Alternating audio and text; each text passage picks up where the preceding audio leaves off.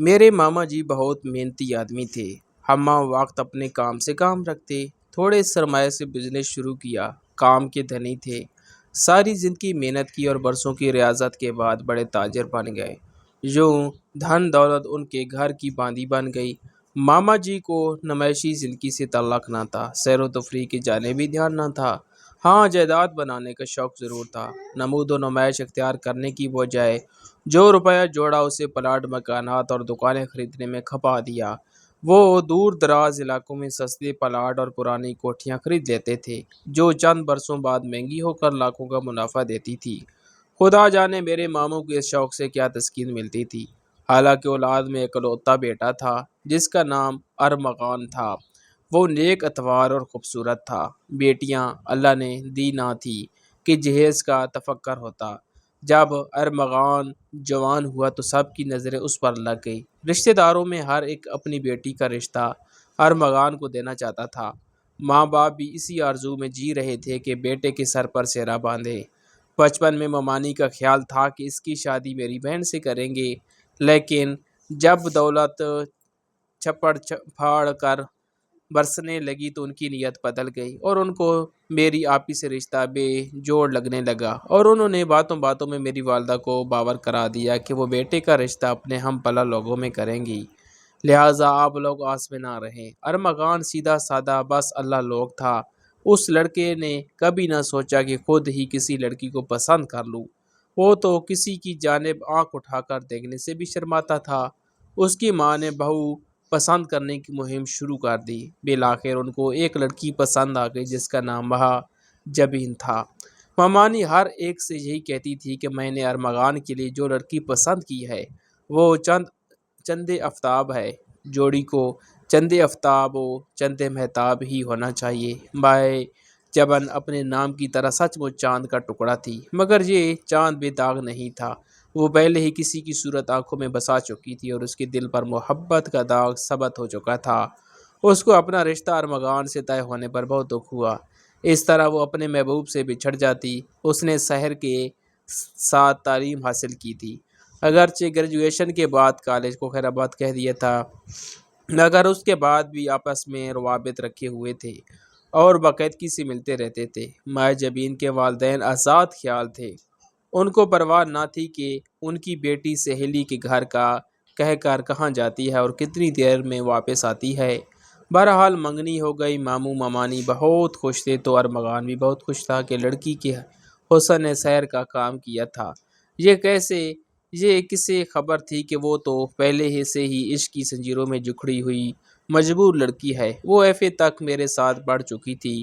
میری اس کے ساتھ دوستی تھی، لہٰذا میں اس کو جانتی تھی، اور اس میں ہی کیا کلاس کی سب لڑکیاں جانتی تھی کہ وہ جب کوئی خیال دماغ میں بٹھا لیتی تو پھر اس کو نکالنا محال ہوتا تھا۔ اسی لیے سب اس کو جنونی لڑکی کہا کرتے تھی، اور یوں تو سوال دل کا تھا۔ میں سمجھ رہی تھی وہ بھی ارمغان سے شادی پر راضی نہ ہو گئی، کیونکہ وہ سیر سے وعدے کر چکی ہے۔ اس کے والدین دولت مند تھے، ان کو اپنی دولت و حیثیت کا بخوبی علم تھا۔ انہوں نے بیٹی کو سمجھایا کہ ارمغان کا رشتہ بہت اچھا ہے، کیونکہ لڑکا نیک اتوار اور خوبصورت ہے اور سونے پر سہاگا، والدین کی دولت کا اکلوتا وارث ہے، لہٰذا ہمارا کہا مان لو اور اس رشتے سے انکار مت کرو۔ والدین کے دباؤ سے بے حد پریشان تھی، کیونکہ سحر ایک اوسط گھرانے سے تھا جہاں زندگی سفید پوشی کے کفن میں لپٹی ہوئی تھی۔ اگر ہزاروں خواہشات کا غلہ گھونٹ کر جینا پڑتا تھا۔ دوست ہونے کے ناطے ماہ جبین نے اپنی پریشانی مجھ سے بیان کی۔ وہ نہیں جانتی تھی کہ ارمغان کا رشتہ بچپن میں کبھی میرے آپا سے طے ہوا تھا۔ بہرحال وہ مجھ پر اعتماد کرتی تھی۔ تبھی کہا، شازیہ بتاؤ میں کیا کروں؟ میں اپنے والد سے مقابلہ نہیں کر سکتی، تو کیا میں سحر کے ساتھ بھاگ جاؤں؟ ایسا مت کرنا، میں نے اس کو سمجھایا۔ والدین کو دھوکہ دے کر گھر سے بھاگ جانے پر جانتی ہو ان کو کس قدر صدمہ ہوگا۔ انہوں نے تمہیں پالا پوسا، تمہارے لاڈ اٹھائے، کیا یہ صلہ دو گی تم ان کے پیار کا، جبکہ سحر کے خاندان کے بارے میں تم جانتی بھی نہیں ہو، اس کا گھر دیکھا ہے اور نہ اس کی فیملی سے ملی ہو؟ یہ تو آنکھیں بند کر کے کنویں میں چھلانگ لگانے والی بات ہے۔ تو پھر میں کیا کروں؟ تم سحر سے ملتی ہو نا؟ ہاں، میں تو اسے ایک ایک لمحے کی رپورٹ دیتی ہوں، ہر مسلسل رابطے میں ہے، کیا تم نے اسے بتایا ہے کہ تمہارا رشتہ ہر مغان سے ہو رہا ہے؟ ہاں، بتایا ہے۔ اس نے کہا۔ اس نے کیا کہا؟ وہ خاموش رہا۔ وہ کچھ نہیں کہتا ہے۔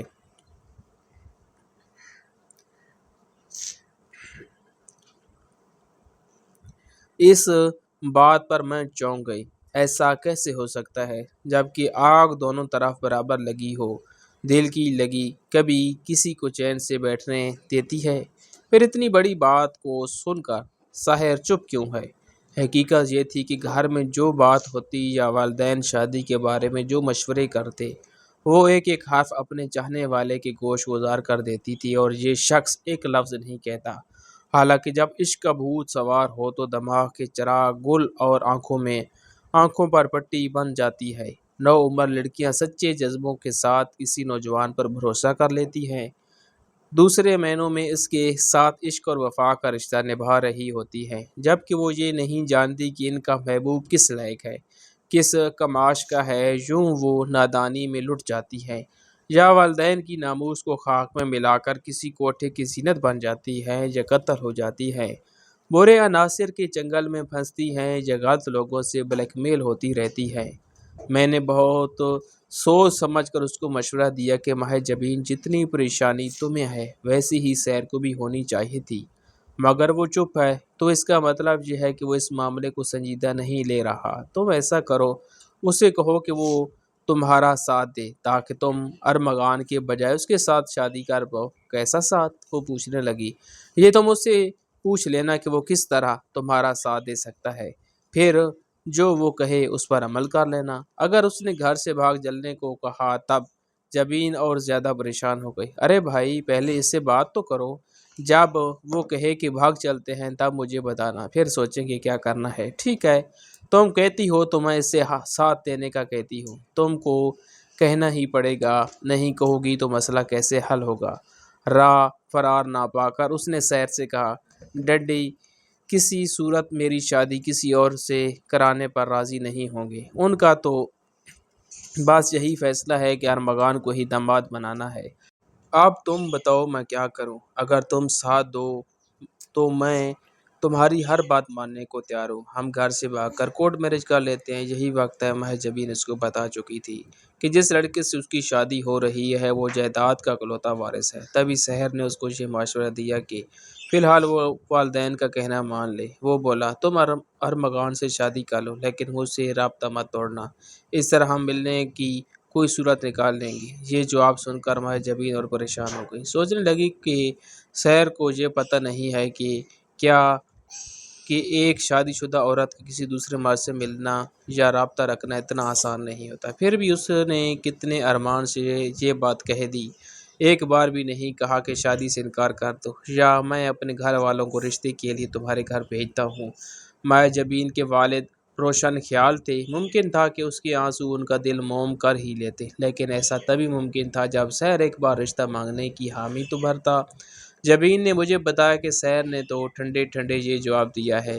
اب کیا کروں؟ مجھے اندازہ تھا کہ سحر ایک لالچی نوجوان ہے، جبکہ ماہ جبین اپنے جذبے میں سچی اور کھری ہے، مگر کچی عمر میں تجربہ نہیں ہوتا۔ اس جیسی لڑکیاں نہیں جانتی کہ زمانہ کیا ہے، دنیا کیسی ہے، لوگ کیسے ہیں، اور جس کو ہم دل کی گہرائیوں سے چاہتے ہیں وہ کیسا ہے۔ ماہ جبین والدین کی لاڈلی بھولی بھالی بیٹی تھی، وہ یہ کیسے اندازہ کر سکتی تھی کہ آگے کیا ہونے والا ہے۔ اس جیسی لڑکیوں کو کچھ پتہ نہیں ہوتا، نہ مستقبل میں پیش آنے والی سنگینیوں کا احساس ہوتا ہے، بس عشق کا جادو سر چڑھ کر بول رہا ہوتا ہے۔ تبھی یہ لڑکیاں برباد ہو جاتی ہیں۔ پھر والدین یاد آتے ہیں جو سچا پیار کرتے ہیں، ہر دکھ اور غم سے بچاتے ہیں، لیکن پھر پچھتاوے کیا ہوتا ہے جب چڑیاں چگ گئی کھیت، پانی سر سے گزر جائے تو پچھتاوا ہی باقی رہ جاتا ہے۔ سحر نے اوپر نرم مزاجی کا کھول چڑھایا ہوا تھا، مگر وہ اندر سے شفاف دل تھا۔ اسے بخوبی اندازہ تھا کہ جبین کا ذہن اس کی گرفت میں ہے اور وہ اس کے بغیر نہیں رہ سکتی۔ وہ جب چاہے گا اس کو اپنی طرف کھینچ لے گا۔ وہ خوش شکل مگر چالاک تھا۔ 2 سال تو وہ میرا بھی کلاس فیلو رہا تھا۔ میں اس کے بارے میں کچھ نہ کچھ اندازہ لگا چکی تھی۔ وہ دوہری شخصیت کا مالک تھا۔ اس کا اصل روپ کچھ اور تھا، لیکن جب کسی سے ملتا تو بناوٹی اخلاق کا لبادہ اوڑھ لیتا تھا۔ میں نے ایک دو بار مہاجبین کو سمجھایا، مگر وہ شہر میں گلے گلے ڈوبی ہوئی تھی۔ وہ اس کے لیے کچھ بھی کر سکتی تھی۔ میں نے سیکنڈ ایئر کے آخر دنوں میں اس سے کنارہ کر لیا تھا۔ جب بات کرتی طوطے کی طرح شہر کی رٹ لگائے رکھتی تھی۔ میں اس کو جنونی لڑکی کہا کرتی تھی۔ شہر بھی اس کی اس کمزوری سے واقف تھا۔ جب اس نے مہاجبین سے کہا کہ تم ارمغان سے شادی کر لو، تو جبین کو ڈھارس ہو گئی کہ بعد میں کوئی حل نکال کر وہ اسے اپنا لے گا۔ یوں اس لڑکی نے محبوب کا کہا مان کر ارمغان سے شادی کر لی۔ شہر نے چونکہ اس سے وعدہ لے لیا تھا کہ شادی کے بعد وہ اس سے رابطہ برقرار رکھے گی، تبھی جب اس کا شوہر گھر سے باہر جاتا وہ فون پر شہر سے باتیں کرتی اور اس سے ہدایات لیتی۔ شہر اس کو سمجھاتا کہ تم اپنے شوہر کے ساتھ اچھی طرح رہو، اس کے پیار کا جواب پیار سے دو، اس کو بالکل شک نہ ہو کہ تمہاری نیت کچھ اور کرنے کی ہے، کیونکہ تم کو اس کا اعتماد جیتنا ہے۔ جب تک اس کا اعتماد نہ جیتو گی، ہم اپنا مقصد نہ پا سکیں گے۔ مہاجبین کو کیا خبر تھی کہ کھوٹ تو شہر کی نیت میں ہے۔ اگر وہ اس کا گھر بسائے رکھنے یا اس کے ماں باپ کی عزت کی خاطر ایسے ہدایات اسے کرتا تو بلا شبہ وہ ایک عظیم اور فرشتہ صفت انسان ہوتا، لیکن ایسا بالکل نہ تھا۔ ادھر بھی چارہ ارمغان جو مہاجبین کو پا کر بہت خوش تھا، اپنی بیوی کو ٹوٹ کر چاہنے لگا تھا۔ وہ اس کا بہت خیال رکھتا تھا۔ ماموں اور ممانی اس پر صدقے واری ہوتے۔ مدت بعد اس گھر میں خوشی آئی تھی۔ وہ سب کی چہیتی تھی۔ کچھ دنوں تک رشتہ داروں کی چہل پہل رہی اور مبارک سلامت کا سلسلہ چلتا رہا۔ دعوتیں ہوتی رہیں۔ پھر جب یہ ہنگامہ ذرا سرد ہوا تو مہاجبین نے شہر سے پوچھا مجھے کیا کرنا چاہیے؟ ان لوگوں نے تو مجھ سے بہت زیادہ دل لگا لیا ہے۔ یہاں نئی زندگی شروع ہو چکی ہے اور میں اس زندگی کا حصہ بنتی جا رہی ہوں۔ ہم کیسے ایک ہو سکتے ہیں؟ جتنا وقت گزرتا جائے گا اتنی دوری بڑھتی جائے گی۔ آخر تم نے کیا سوچا ہے؟ سوچا یہ ہے کہ تم ارمغان سے راستے سے ہٹاؤ گی اور ہم پھر ایک ہو جائیں گے۔ اس سے پہلے تم پیار میں ارمغان کی جائیداد اور بینک بیلنس اپنے نام کرواتی رہو۔ تمہارے سسر دل کی مریض ہیں، اب بیمار بھی رہنے لگے ہیں۔ انہوں نے کاروبار بیٹے کو سونپ دیا ہے۔ میں اسی لیے مناسب وقت کے انتظار میں ہوں۔ جو لوگ منفی سوچیں رکھتے ہیں، لمبی منصوبے بندی کرتے ہیں، وہ بڑے تحمل کے ساتھ اپنی منصوبہ بندی کو کامیابی سے ہمکنار کرنے کا بھی سوچتے رہتے ہیں۔ شہر کا ذہن اسی طرح تھا اور جبین روبوٹ کی طرح اس کے ہر حکم پر عمل کر رہی تھی۔ ہمارے ماموں ممانی زیادہ چالاک نہ تھے۔ انہیں گمان بھی نہ تھا کہ وہ جس بہو کو پھولوں کی طرح رکھتے ہیں، اپنی بیٹی سمجھتے ہیں، وہ کس ڈاگر پر چل رہی ہے۔ انہیں دنوں ماموں بیمار ہوئے اور وفات پا گئے۔ ایک بڑا کانٹا از خود ان کے راستے سے نکل گیا اور ساری جائیداد ارمغان کے نام ہو گئی۔ اب جبین نے کہنا شروع کر دیا کہ اب جائیداد میرے نام کر دیں۔ اگر آپ کو مجھ سے محبت ہے تو مجھے محفوظ کریں۔ ارمغان نے کہا کہ ایک شرط پر، جو ہی ہمارے گھر پہلا بچہ ہوگا جائیداد تمہارے نام ہو جائے گی۔ جبین جو بچے کی پیدائش کے حوالے سے احتیاطوں میں لگی تھی، اس نے شہر کو شوہر کی شرط بتا دی۔ شہر نے کہا کوئی بات نہیں، اس طرح اگر تم صاحب جائیداد ہو جاتی ہو تو یہ گھاٹے کا سودا نہیں ہے۔ تب جبین نے احتیاط چھوڑ دی اور ایک بیٹی کی ماں بن گئی۔ اب اس نے شوہر کو اس کی شرط یاد دلائی۔ ارمغان تو بیوی کی محبت میں سرشار رہتا تھا۔ اس نے کہا یہ بھی کوئی مسئلہ ہے؟ میری جان، میں تمہارا ہوں تو میری ہر شے تمہاری ہی ہے۔ یوں ایک روز اس نے محبت کی سرشاری میں آدھی جائیداد بیوی کے نام کر دی اور کہا کہ باقی جائیداد بیٹے کی پیدائش پر تحفہ دوں گا۔ ممانی نے تو پہلے ہی اپنا حصہ ارمغان کے نام کر دیا تھا، انہوں نے اور کسے دینا تھا؟ جب جمین نے بیٹے کو جنم دیا تو ارمغان کی خوشی کا کوئی ٹھکانہ نہ تھا۔ اب بھلا کون ان کی خوشگوار زندگی بارے شک کر سکتا تھا؟ ارمغان نے اپنی کل مال و متاع کا مالک بیوی کو بنا دیا۔ عورت کتنی بھی گمراہ ہو، جب ماں بن جاتی ہے تو اپنے بچوں سے وفادار ہو جاتی ہے اور اسی سبب شوہر کے ساتھ بھی وفا نبھا دیتی ہے۔ مگر جبین جانے کس مٹی کی بنی تھی کہ اسے نہ تو بچوں کا خیال تھا اور نہ شوہر کی بے لوث پیار کا۔ اس کا دل خاوند کی چاہت پا کر بھی اس کی جانب میل نہ ہو سکا۔ وہ اب بھی سیر کے سیر میں گرفتار اس کے خیالوں میں گم رہتی تھی، جبکہ ایک شادی شدہ عورت کے لیے وہ غیر محرم تھا، لیکن اس نادان کے دل پر تو جیسے مہر لگ چکی تھی کہ اسے اچھائی برائی گناہ ثواب کسی بات کا لحاظ ہی نہ رہا تھا۔ وہ اگر شادی کے بعد شہر سے رشتہ توڑ کر رابطے ختم کر ڈالتی تو اپنا گھر آباد کر کے گھریلو خوشیوں سے دامن بھر لیتی اور اپنے بچوں کی محبت سے بھی لطف اندوز ہوتی، مگر اس بات نصیب عورت کے لیے خوش نصیبی، گھر کا سکون، شوہر کا پیار، تمام آسائش و آرام بے معنی ہو گئے تھے۔ واقعی وہ ایسی جنونی لوگوں میں سے تھی جن کو اخلاق اقتدار کا لحاظ نہیں رہتا۔ ممانی اب اکثر بیمار رہنے لگی تھی۔ جبین نے ارمغان سے کہا کہ مجھ سے تمہاری ماں کی خدمت نہیں ہوتی، مجھے الگ گھر میں رہنا ہے۔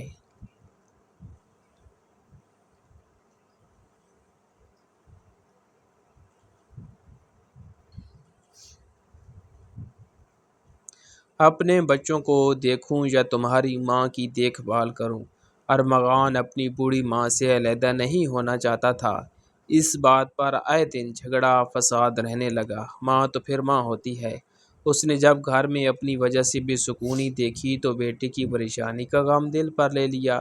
وہ بہو کی چیخ چیخ سن کر اتنی بیمار پڑی کہ انہیں اسپتال میں داخل کرانا پڑا۔ ساس کی غیر موجودگی میں بہو کو پوری آزادی مل گئی۔ اب منصوبے پر عمل درآمد کا وقت آ گیا تھا۔ نوکر سے کہا کہ میں اماں کو دیکھنے اسپتال جا رہی ہوں، تم بھی ساتھ چلو۔ اس نے دونوں بچوں اور آیا کو بھی ساتھ لے لیا۔ آیا سے کہا کہ اسپتال کے اندر چھوٹے سے بچوں کو نہیں لے جا سکتے، تم ان کے ساتھ گاڑی میں بیٹھے رہنا، اور ڈرائیور سے کہا کہ تم بھی گاڑی کے پاس رہو تاکہ بچوں کی نگرانی کر سکو۔ پھر وہ نوکر کے ہمراہ ساس کو دیکھنے ان کے روم میں چلی گئی۔ شوہر کو چلتے وقت فون کر دیا تھا کہ آپ گھر آ جائیں، میں اماں کو دیکھنے جا رہی ہوں۔ ارمغان کے پاس گھر کی دوسری چابی تھی۔ وہ فوراً گھر روانہ ہو گیا۔ گیٹ پر پہنچا، تالا کھولا اور آرام کرنے اپنے کمرے میں چلا گیا۔ رات بھر ماں کے پاس جاگتے گزارنے سے وہ بہت تھک گیا تھا۔ لیٹتے ہی نیند آ گئی۔ جبین نے گھر کی ایک چابی سحر کو بھی دے رکھی تھی جو اس منصوبے میں کام آنے والی تھی۔ ایک پڑوسی نے گیٹ کھولا، دیکھا تو اسے اچھا کہ آج ارمغان کا گیٹ کیوں کھلا ہے؟ یہ لوگ تو چھوٹے بچوں کی وجہ سے ہمیشہ گیٹ بند رکھتے ہیں۔ اس نے جھانکا تو جو گاڑی ارمغان کے استعمال میں رہتی تھی سامنے ہی نظر آ گئی، جبکہ دوسری گاڑی اور ڈرائیور موجود نہیں تھے۔ اس نے نوکر کو آواز دی جو ہمیشہ گیٹ پر موجود رہتا تھا، مگر آج وہ بھی موجود نہ تھا۔ اس نے بہت آوازیں دی، بیل دی، مگر کوئی جواب نہ ملا، جیسے گھر میں کوئی موجود نہ ہو۔ راحیل ان کا پرانا پڑوسی تھا، جانتا تھا کہ ارمغان کی امی بیمار ہیں اور اسپتال میں داخل ہے۔ شاید ایمرجنسی میں یہ لوگ نکلے ہیں اور گیٹ بند کرنا بھول گئے ہیں۔ وہ گھر کے اندر چلا گیا۔ اس نے ارمغان کو پکارا۔ اس کے کمرے کا دروازہ بھی کھلا ہوا تھا۔ اس نے کمرے کا جو نظارہ دیکھا تو کام کر رہ گیا۔ کسی نے ارمغان کو گولی مار دی تھی، کیونکہ وہ فرش پر اوندے منہ پڑا ہوا تھا اور خون فرش پر بکھرا ہوا تھا۔ وہ یہ منظر دیکھ کر دہل گیا۔ یا الہی، یہ کیا ماجرا ہے؟ راحیل نے فوراً پولیس کو فون کر کے واقعے کی اطلاع دی۔ پولیس نے آ کر مکان کو گھیرے میں لے لیا۔ راحیل 2-4 مرتبہ ارمغان کے ساتھ بمانی کی عادت کے لیے جاتا رہا تھا۔ پولیس کے ساتھ اسپتال گیا، جہاں مائیں جبین ساس کے پاس بیٹھی ہوئی تھی اور بچے ملازمہ کے ہمراہ گاڑی میں موجود تھے۔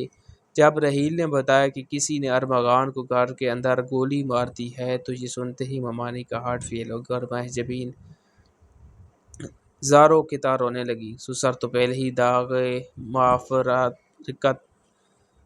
دے چکے تھے، شوہر اور ساس بھی اللہ کو پیارے ہو گئے تھے۔ وہ رو رو کر کہتی تھی کہ اب اس کا اور اس کے بچوں کا کیا ہوگا۔ اس کے والدین کو بھی راحیل نے اطلاع کی، جو جبین اور بچوں کو ساتھ اپنے گھر لے آئے۔ پولیس نے محلے داروں سے پوچھ گچھ کی۔